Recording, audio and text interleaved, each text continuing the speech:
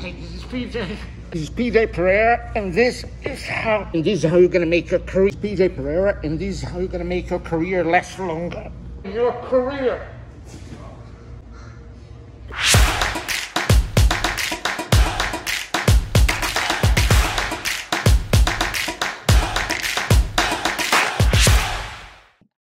I've been working on advertising for about 30 years now, but I'm also a martial artist, have multiple black belts. I have been writing my books for a while now, for about 12 years or so.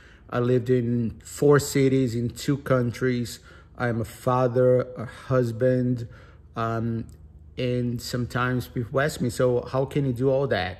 And the answer is exactly in the question.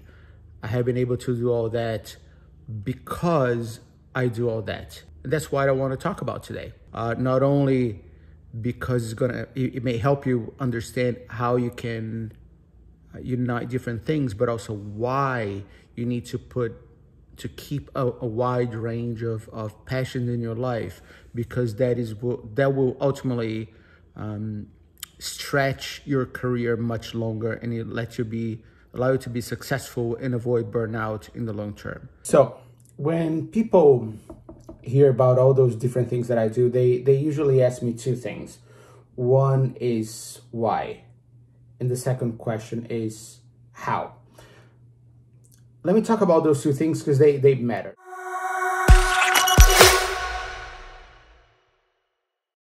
The first one is why. I mean, it started as a part of my creative anxiety. You know, I'm in the professional creativity business, and I use my creative abilities as a service, right? Basically, I'm paid to give ideas to other people, to other companies, and that can be frustrating sometimes because the creative endeavors, they make you pour your soul on them. If there's one thing that I don't believe is that, you should leave your ego outside. I think that creativity is a product of our ego, of our need to get recognition, to feel appreciated for the kind of ideas that we have. All artists in the world, they have suffered and benefited from that.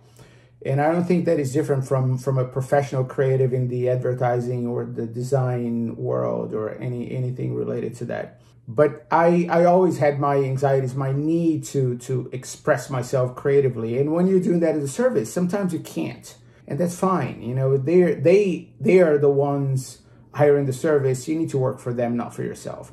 And that it took me a while to understand that. A well-behaved creative with a well-behaved creative brain is a creative that exercises all those things, that keeps the creative muscle and the creative juices flowing all the time. So when you need to do something that you may not enjoy that much, but there's the right thing to do, you're ready to do it. You don't need to use every opportunity that you have in your hands to do what you internally want to do for yourself. Having hobbies, having different creative passions was very important for my ability to deliver a great creative service for my clients. But they're well exercised. I can play with them. The fact that I write my books allow me to understand stories in a much longer term than when I'm doing an ad. My experiments in fighting gave me a whole new appreciation for the idea of strategy and how in a real life battle, your opponents will never agree with what you're trying to do originally. They're just going to try to react, and how strategy is an understanding of the scenarios and being flexible to play with them. All those things, they taught me how to become and how to be a better ad professional. The reason why I keep doing this, I strongly believe, is because I don't put all my creative eggs on the advertising basket. I actually explore more possibilities and I play with more things. if there's one thing I guarantee that is going to happen, is that there's going to be one project, one idea that you think is going to change your life. You're going to change your career. It's going to change who you think you are. And then one day it's going to fail. One day the client is going to change, or is going to change their mind, or the person on the other side is going to be promoted, or going to resign or get another job, or they're just going to change and decide that, that's no longer their priority. And you're going to feel so bad. You're going to feel that you dedicated all that time, all those months and weeks and hours and years, that instead of taking care of your family, taking care of your hobbies, taking care of your body, taking care of your citizenship, whatever it is, you dedicated to that one idea that just died in your hands.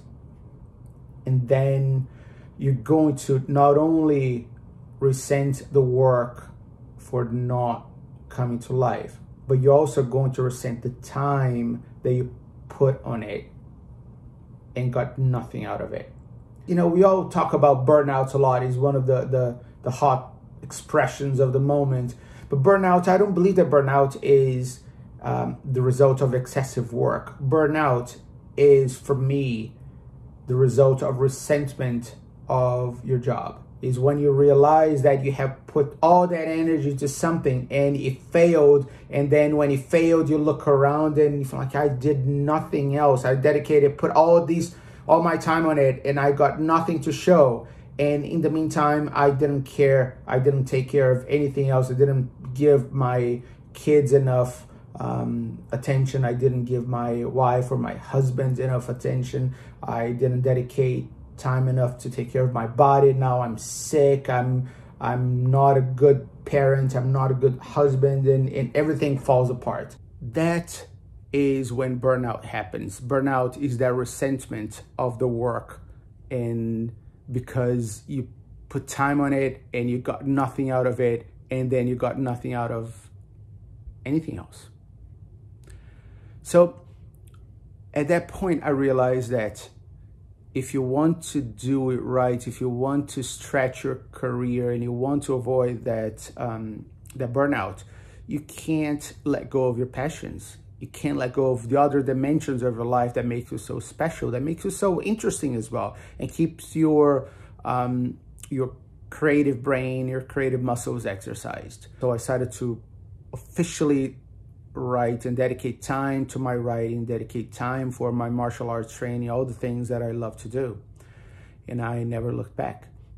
After that is that every time I have a project that doesn't go well, every time I have a moment of frustration at the job, and I know that it's gonna be like that for a week or two, for a month or two, I shift my focus, my creative focus, my expectation of creative fulfillment to either martial arts, or to my writing, or to my family, or to my whatever is the passion that I'm dedicating myself to.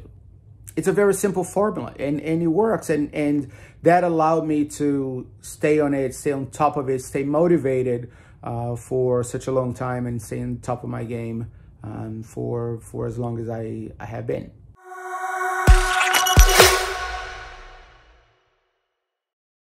The second question is how, and I think that how matters as well, because there's only a limited amount of hours, and you cannot just go and say, I'm not going to work for this week, for a week or two. I'm not going to put any real effort at my job for a couple months while I'm frustrated. That's not how it works. You're going to need to find your own way. I can tell you how I do it. And the way I do it is this. I have a few things that I put time on. There's my family, there's my job, there's sleeping. Those things I cannot negotiate. Then there's my training, there's my writing, there's work. Then there's social media that takes a lot of time. There's entertainment that takes a lot of time. And there's time with friends that also takes time. So we have 9 things here that fight for my attention at any given moment. what I need to do is understand what is negotiable and what is not, and what can I move around to make sure, or temporarily turn off, so I can dedicate more time to one of them and tune down the other. So when I'm writing, for example, I turn off all social media and I slow down on my training, martial arts training a little bit. And I tell my friends, I'm not going to see you for maybe 3 months. And I do not watch any television. Just by doing those things, I carve around 3 to 4 hours every day. When I'm training harder, let's say there's a competition that I want to participate. So I put the writing on the side. I slow down some of my friends' time. I slow down some of my entertainment consumption. And even sometimes, depending on the training, I even tell my friends at work that, hey, I'm going to be training a few extra hours here and there, and I'm going to need you to just stay with me, bear with me. And, you know, they have my back. And one thing that we built at the agency that is very cool, that is we have each other's back. We all know at this point that having hobbies that you really care about is so important for our mental health, that we always support each other. So I think that is the key to the how. That is, you need to look at where are you spending your time and how you can manage that. And things like entertainment, like watching TV, binge watching Netflix and social media, are easy decisions to take down for temporarily. You know, I'm not saying that you should just isolate yourself from the world, but you can do that for a couple months and just turn it off and just put your energy on that. That gives you a lot of hours every day to do it. You can manage things at work and get some extra time to dedicate to some of those hobbies, as long as you understand and they understand what you try to do. And you can negotiate with your friends, even with your family, what you're trying to do. But make sure that what really matters is still always there. And that is family, your health, you know, your body, your sleep, because those things, you know, they will influence everything else. For a while, I thought that I could manage all these things without sleeping like 3 hours a day. That was a horrible decision. Did not work. It was an experiment, a very failed experiment. Now I use like different technology to manage my amount of sleep and how much I'm sleeping and how much I'm recovering in the morning, because that increases my productivity. Don't gain time stealing from sleep, because that's not a good idea. I tried that and it was horrible. So these are 2 things that I mentioned that mattered. You know, why are you doing this? Because you don't want to burn out. Because every time you have a frustrating time at your work, when you have that moment, that bad cycle at work, you look around and feel like, yeah, it's a bad moment at work, but I will go back like it has been before. But I haven't neglected my life because of this. And by doing that alone, you don't burn out. And the second part is how you do it, is by looking at where you spend your time. If you can do that, you can easily carve 2, 3, 4 hours a day that you can put on something else. But my one advice is that you do it and you make sure that you have 1 or 2 different things that you care, that you're very passionate about, to keep on the side track, so you don't put all your creative energy on your career alone. By doing that, you're preserving your work, preserving your career from burning out. I hope that helps.